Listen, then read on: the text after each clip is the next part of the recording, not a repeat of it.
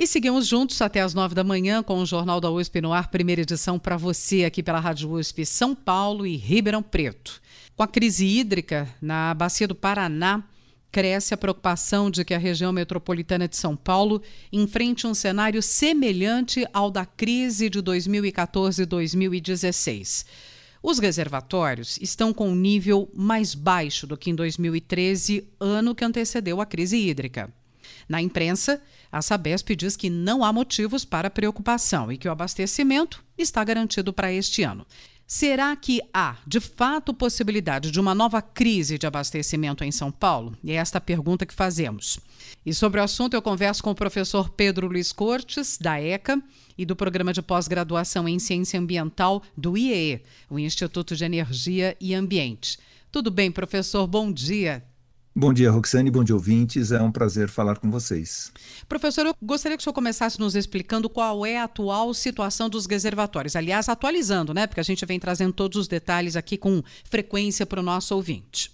Bom, uma comparação que tem sido frequente é em relação a 2013, que foi o ano que antecedeu a crise. E hoje nós temos um nível de armazenamento menor do que nós tínhamos em 2013, no mesmo período, cerca aí de 82% apenas do que nós tínhamos naquela época. E é bom levar em consideração que hoje nós temos um sistema adicional operando, que é o Sistema São Lourenço, que ele foi inaugurado em 2018. Nós temos um sistema mais racional de uso do Cantareira. Nós temos uma fonte adicional de água no sistema Cantareira, que é uma transposição parcial das águas do Rio Paraíba do Sul para uma das represas que compõem aquele sistema.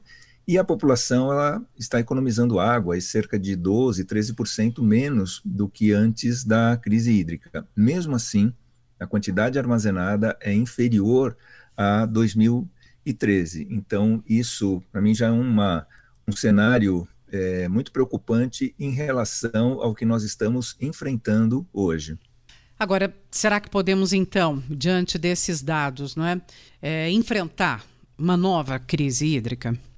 As previsões climáticas para o segundo semestre apontam exatamente uma situação desfavorável para a recarga dos mananciais na primavera e no próximo verão, situação essa que pode se estender até o primeiro semestre do ano que vem. E por que eu digo isso?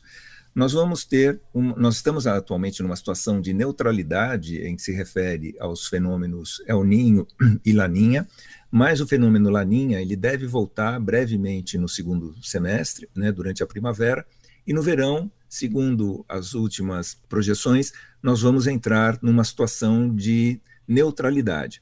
Mas essa situação de neutralidade, ela pode dar a falsa impressão de que o clima vai se comportar normalmente, coisa que não acontece. Eu fiz um levantamento e vários episódios de escassez de água na região metropolitana de São Paulo ou na cidade de São Paulo estão associados exatamente a essa fase neutra, onde nós não temos nem caracterizado o El Niño nem o Laninha. É uma situação bastante recorrente e parte da última crise hídrica ocorreu sob essa situação de neutralidade. Ou seja, se os reservatórios hoje estão com nível abaixo do que seria desejável e nós não teremos uma recarga adequada, a projeção é de que daqui a um ano o nível esteja ainda mais baixo do que atualmente. Então, hoje nós temos uma situação de crise hídrica que pode virar uma crise de abastecimento a partir de 2022. É importante lembrar que boa parte dos rios da região metropolitana de São Paulo, eles acabam afluindo para o rio Tietê e, portanto, nós estamos integrados à bacia hidrográfica do Paraná. E toda a bacia está em crise, incluindo já essa parte da região metropolitana que está integrada à bacia. Então, desse cenário de crise hídrica para nós chegarmos a um cenário de crise de abastecimento, é um passo que eu vejo que seja muito curto e isso depende ou demanda uma gestão mais intensiva por parte da Sabesp. Agora, professor, por que a Sabesp não tem demonstrado preocupação com esse cenário, que preocupa os especialistas? É verdade, Roxane. Repetidamente, a Sabesp ela tem se posicionado na imprensa manifestando que não há motivo para preocupação este ano, mas ela não se posiciona a respeito do que pode acontecer em 2022. E, obviamente, que isso causa uma dissonância aí na comunicação, porque vários especialistas têm apontado para uma situação de escassez hídrica já neste momento em São Paulo. Nós tivemos um verão mais seco, nós tivemos um outono e agora um inverno mais secos do que o habitual, né? Nós temos aí que o sistema Cantareira e o Alto Tietê, em todos os meses desse ano, eles apresentaram chuvas abaixo da média. Então, esse cenário, né, como eu disse, ele é extremamente preocupante, mas há uma dissonância aí com a Sabesp, porque oficialmente ela não reconhece a possibilidade de uma crise em 2022. Na verdade, ela não se manifesta sobre 2022.